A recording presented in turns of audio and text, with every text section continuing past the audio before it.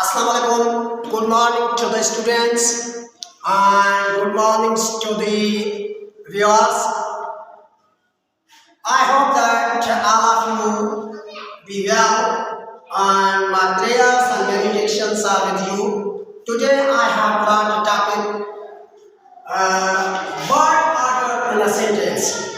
Word order in a sentence. How can we make our sentence understandable? How can we make our sentence clear?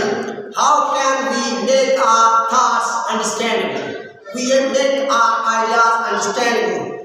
For that reason, I have taken that task today. And besides that, I will talk on the word noun. That what is the noun? I will tell you about the noun. So I request all the students and I request viewers if they would like to learn something from my side, from their homes, from their bedrooms, from their own places where they are, then after they do nothing but to subscribe my channel and click the button of liking and notification so that my videos would reach to them whenever I upload them on my channel. So for that reason, what should we do? We know that a common order of our sentence is that first the subject, second the verb, third the object. That's a common order. That's the common word order in our sentence. Whenever we explain our thoughts generally, this should be the order. For example, I speak truth. And that sentence, I say I as a subject because it is doing something. What it is doing? It is doing the work of speaking. Subject is a part of sentence, is a part of word, is a part of word, is a word of sentence which does something in the sentence or about which we talk, about which we discuss something. So this is I here is doing the work of speaking, doing the work of speaking. Then after I can be called as a subject. Speaking is a verb because it is telling something about subject. When any word which is telling something about subject, it is called predicate. It is called a verb. Now, truth, that's a noun, but here it is working as an object because it is receiving something. It is affected by something. By what? It is affected by speech. Whenever subject speaks, it affects the truth. It affects the truth. So then after, truth can be said as an object.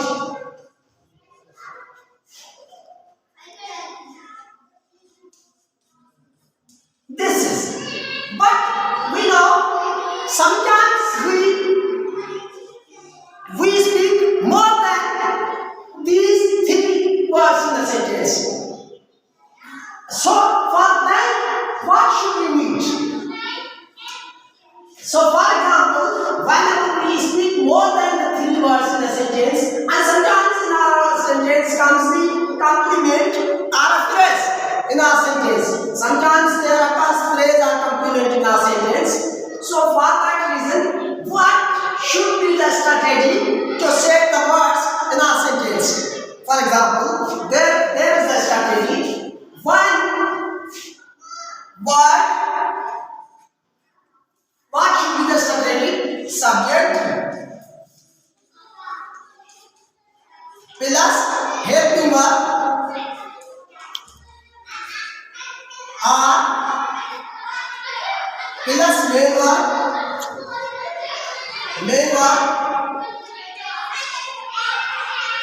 plus object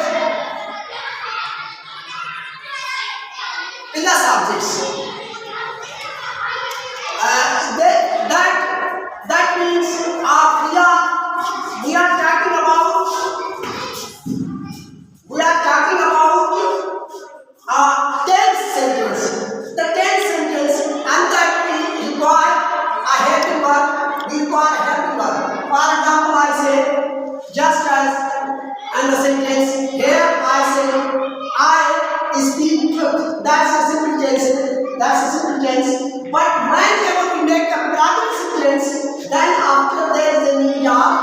another helping verb to change the tense of main verb or the action verb speak. For example, I am speaking truth. I am speaking truth. Here we add to our sentence a helping verb add. It is changing the tense of verb speaking. It is changing the tense of verb speaking. Then after it means that subject is in the process of doing something. Subject is in the continuity of doing something. He is keeping on talking about the truth. He keeps on speaking the truth. That means he is in the continuity of doing the work of speaking. So here M, we add M. This is the structure. And the second structure that I would like to teach here is that, please, second structure that I would like to teach here, whenever there are the two objects in our sentence, which one object comes before? Which one object comes immediately after the main verb? Whenever you know that your objects are related to the person and the things, so the person objects falls immediately after the main verb. Person objects falls immediately after the main verb. That's it. For example, I give Ali a book. Here means that I give Ali a book. We know that what is the main verb? Main verb is a give.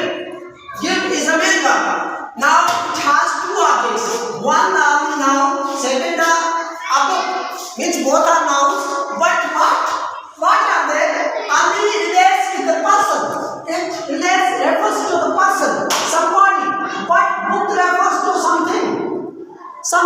When something comes and both the objects occur in your sentence, what do you need? You need to place person objects immediately after the verb. In any verb. For example, here is the word give. You can change it and you can give another word. For example, she speaks me truth. She speaks me truth. Now she speaks me truth. Now it means that after the verb speaks comes me.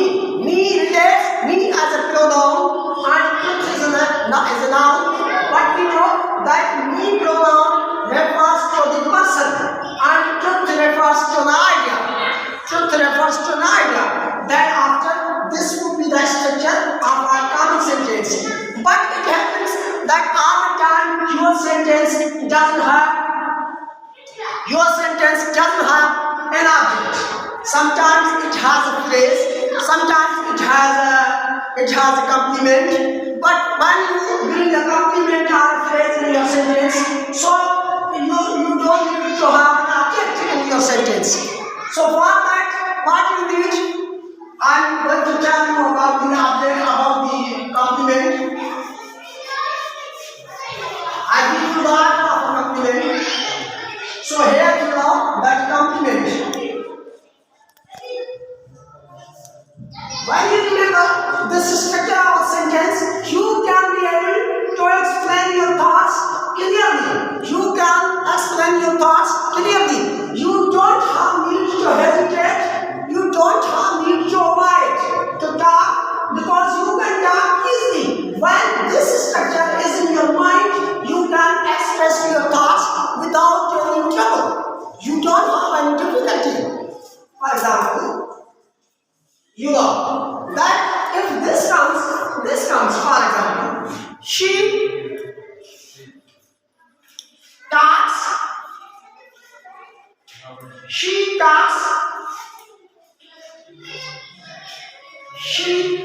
well.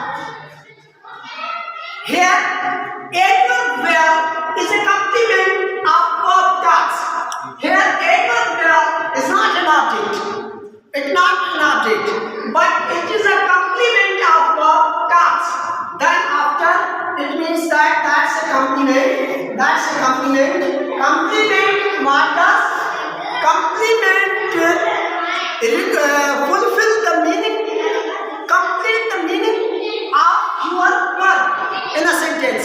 Complete the meaning of your word in a sentence. That's called complement. Then sometimes occur the phrase in your sentence. For example, that's also called as a complement. For example, she goes to the school. Here, to the school, we know that as a phrase, but still that's called as a complement because it is doing the work of completing the meaning of what goes. It is completing the meaning of what goes. Then after it is called as a complement. That's okay. Now we come to learn any other structure of a sentence. Then what should we do whenever you know that the noun that refers to the place, the noun or the adverb that refers to the time, where should in your sentence? If in your sentence, suppose in your sentence, suppose in your sentence, adverb of time and place occur at the same time. So which one falls immediately after the one? Which one falls immediately after the one? For example, time and the two words come in your sentence. Time word and word place. For example, I will give you the examples. Then what should be your structure? For example, market. Market is a word that refers to the place. Market is a word that refers to the place. Market is such a word that's telling you something about the place. Today is a word that's telling you something about the time. When these two things come in your sentence and you need to express with any person, you at the time of the topic, what should the structure you need in the grammar? What should you do at the time of explaining these both the terms whenever comes into your mind? The term, the word that refers to the time, the word that refers to the place. Which one comes after the verb? Main verb. For example, I have the sentence. Hello, I went to the market. I went to the market yesterday. I went to the market yesterday. If I disorder the word pattern, then after my sentence would be wrong. But you know that here comes the subject, the verb, preposition, and you can say complement. But you know that market is a word that refers to the place. Market is a word that refers to the place. It comes after the verb went.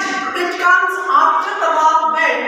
And yesterday refers to the time. It comes after the market. It comes after the market. For example, second sentence. I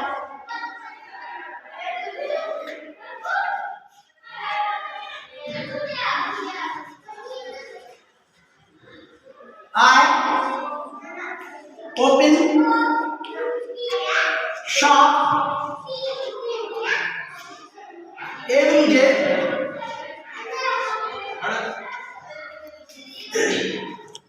And then we know that shop refers to the place. It refers to the place. And ability refers to the time. Then after both these nouns, one the noun, second the pronoun. Second the pronoun, definite pronoun. So you know that this is the subject, this is a verb, this is a noun that refers to the place.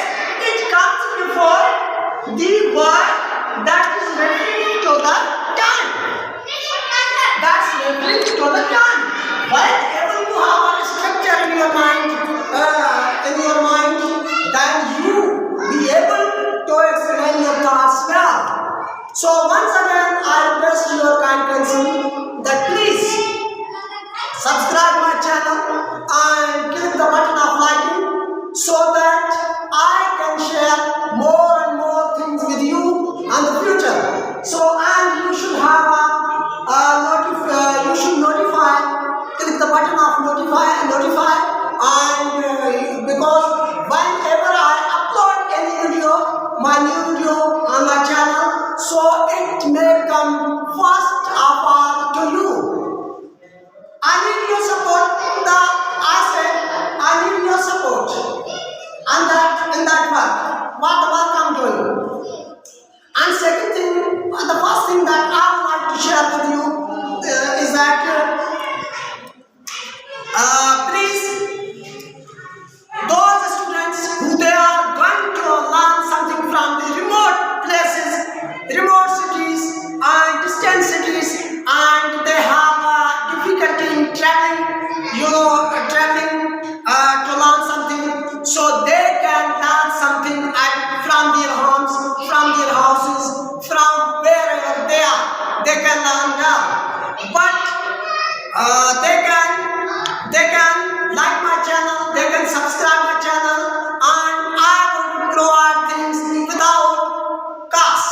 I demand no cost from your side. So for that reason, I only ask you to subscribe my channel, and beside that, what you need to do is to click the button of liking and let me know that whether the topic that I discuss is liked by you or not. Write in the comments what your opinion about my topic, about my teaching, what the teaching I have brought before you, so you can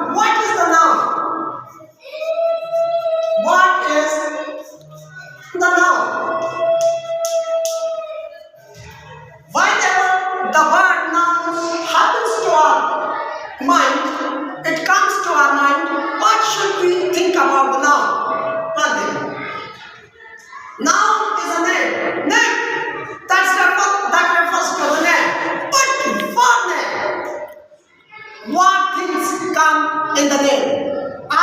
Let me tell you that about now that name are the two things. There are the two things in this world. There are the two things. One thing that has a physical existence. One thing, it refers to the two names. What are the two names? Noun refers to two names. Names are two things.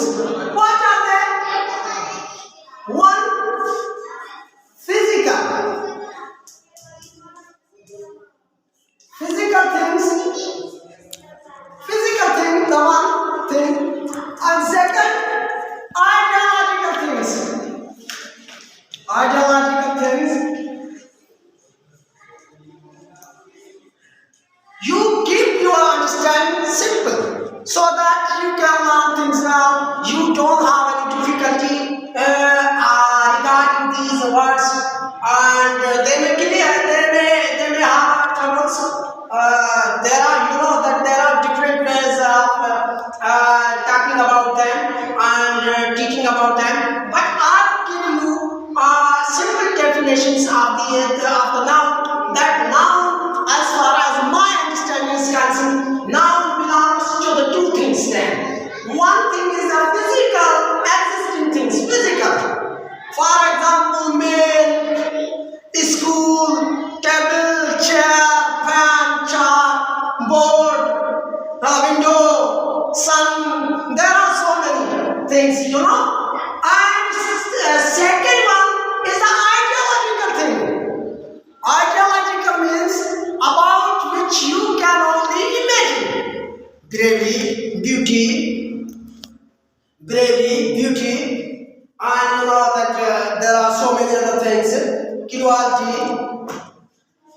and kindness. There are so many things. So one thing that I want to tell you here that you should keep in your mind whenever you are learning something about noun. Noun is the name of two things. What are they? Physical existing things and ideological things. What are things? A thing about which you form an imagination. You have an idea. For example, physical things are what? School, table, window, and so many other names that I can give. I am giving you only the examples to understand the things now.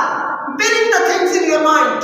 And then after you start using things and you start thinking about them, that what are they? When this word comes in your mind, you understand that this is the name of two things. One thing that have physical existence that refers to the matter.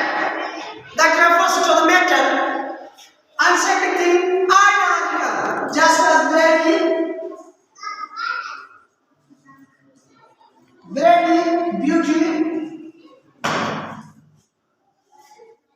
beauty, love, life, time. These are what? These are ideological thinkings about something. So what I know, and what I would like to give you is that about the noun. That's noun. I hope that you would understand it well, and there will be no difficulty to know about the noun. Now comes, that there are different kinds of noun. People talk about different kinds of noun. What are these kinds? There are no. One may say the proper noun. Proper means refers to those things that are proper, that are particular, that are not shared in their names. Proper nouns are those nouns which refers to the proper names. For example, they may not be shared with the other names. They are called sometimes particular nouns, they are called sometimes proper nouns. What they are called, but that refers to the proper names. Proper noun refers to the proper names, just as Karachi, Qaid-e-Azam, Muhammad, Aziz, Ali, So also these are names are proper nouns.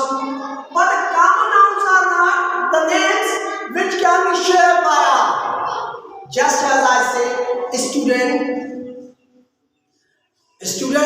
man. For example, man. Ali is a man. Nasim is also a man.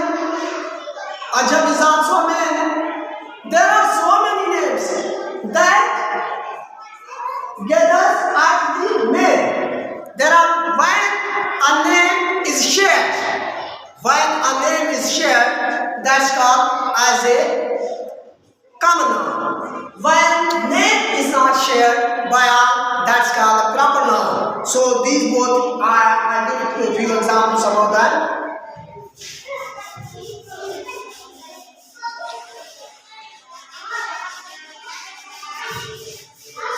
I give you a few examples. One example is that what are the proper nouns? Proper noun refers to the names which are not shared by all.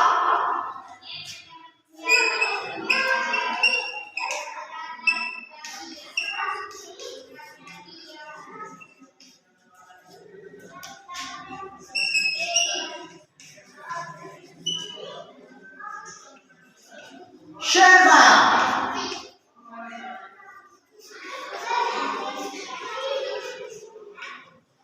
It means that those names doesn't have a share with others. For example, Karachi. For example,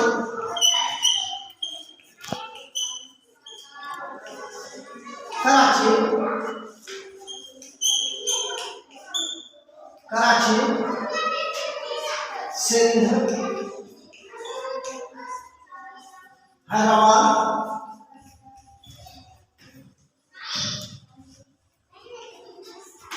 Ali. What are they? They are names of something. You know that they are proper names. They cannot be shared. Noun is what? Noun is a name. But these are the names that are particular. They are not be shared. They cannot be shared. So then after they are called as proper nouns. But the names which are shared, which has a sharing with other names, that these names are called a common nouns. For example, I give the example of common nouns, and you can make their use into your own sentences. Well,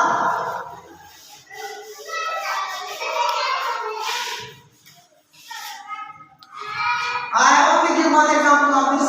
I live in Sahari. I live in Sahari.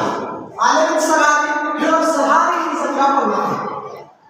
Because there is no other Sahari, there is no other city with the name of the Sahari in our surrounding. There is no other name which has the name of Sahari. So Sahari is the one city, that's a proper noun. You know that common noun are what? Common nouns are what? Refers to the names which are shared by all.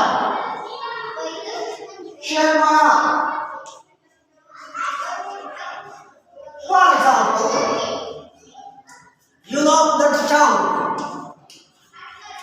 For example, town, city, man.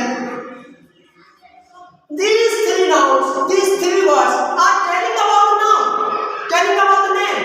But what is the common in that you can say Saran is a town, Shahpur is a town,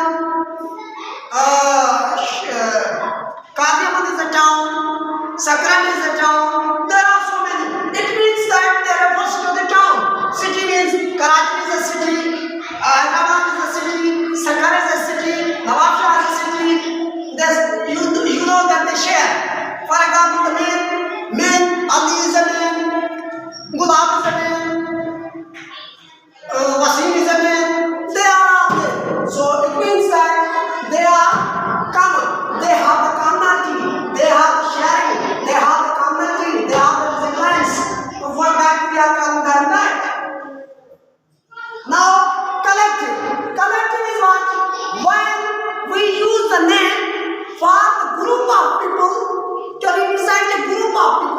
When one name represents a group of people, that's called as a collective noun.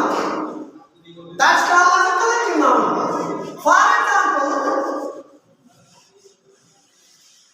For example, I am giving the examples.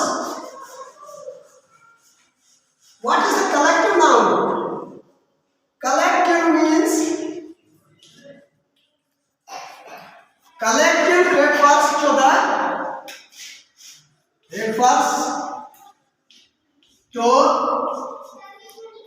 the name which represents group of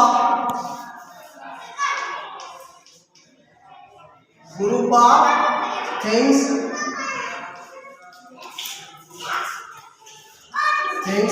as one.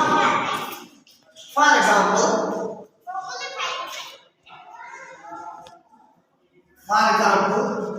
team.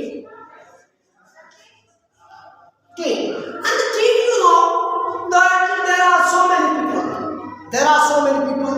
Ali is in the team, Ejaz is in the team, Babar is in the team, Farhan is in the team, Amir is in the team. There is a group of people who is representing in one word. That's called as a collective noun. And second, the class.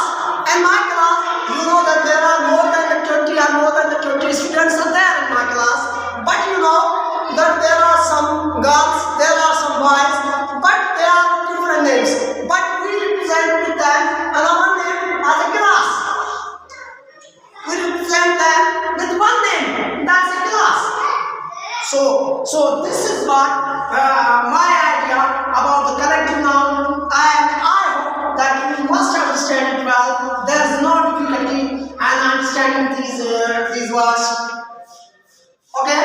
The second thing, you know that the people who they are talking about material noun. Material noun is what? Material noun is that noun which refers to the things that are made of metal. Material noun refers to the things that are made of metal, just as wood, log. What are they? They are the material, just as a chair, a book. The things which are made of metal are called material noun. And abstract noun means which refers to the cause, which refers to your ideological thinking, just as Jamali, Marxist, Zadaris, or whatsoever. So that's called as a abstract noun. But what that we have to understand, we have to bring in our sentence, what important is with this word noun is that the classes of noun. There are two classes of noun. What are they? Two classes of noun. What are they? One, countable. That we have to understand because we bring them in the use of our ideas. Whenever we bring some things in the use of our ideas, we explain these things in our ideas. So there is the need of countable. Countable nouns refers to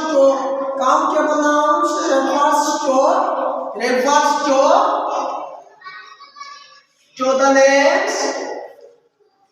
Countable noun refers to the names that can be counted. That can be counted. It means that things which you can count, they are called countable nouns. For example, potatoes. 1, 2, 3, 4, 5 potatoes. Bananas. 1, 2, 3, 5 bananas. Apples. 1, 2, 3 apples. These are countable nouns. 1 man, 2 men, 3 men. 1 girl, 2 girls, 3 girls. Just as 1 boy, 2 boys, 3 boys. So means those things which you can count are called countable nouns. but still there are uncountable nouns. Uncountable noun refers to the things, refers to the names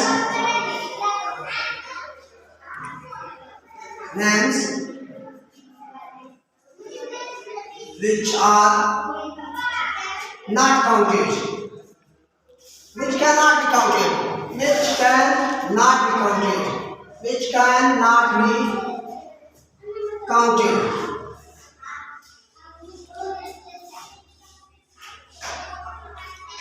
You know that there are certain things in our life, there are certain things exist in this world that which we can't count. For example, stars, air, word, knowledge, people, mankind. Sometimes they are countable, but sometimes they are not. For example, here, milk, sugar, sorry, and they are making the spelling mistake. Okay, sugar. These are uncountable nouns. They cannot be counted. And with the uncountable, and the second my video is going to come after today. On that I will teach the agreement of work with the subject. And that I will tell you that how we agree works with the countable and uncountable nouns. So that's the end of my topic. And I now get permission from your side. Keep me remember in your benedictions and prayers. I hope that you would enjoy the video, or you would enjoy the topic that I have brought today for you. If there's any mistake, if there's anything is missing, then you can show me by your comments on my video, so that afterwards I may bring it well, so we can improve. So I hope that you enjoy. Once again, thank you everybody. Okay.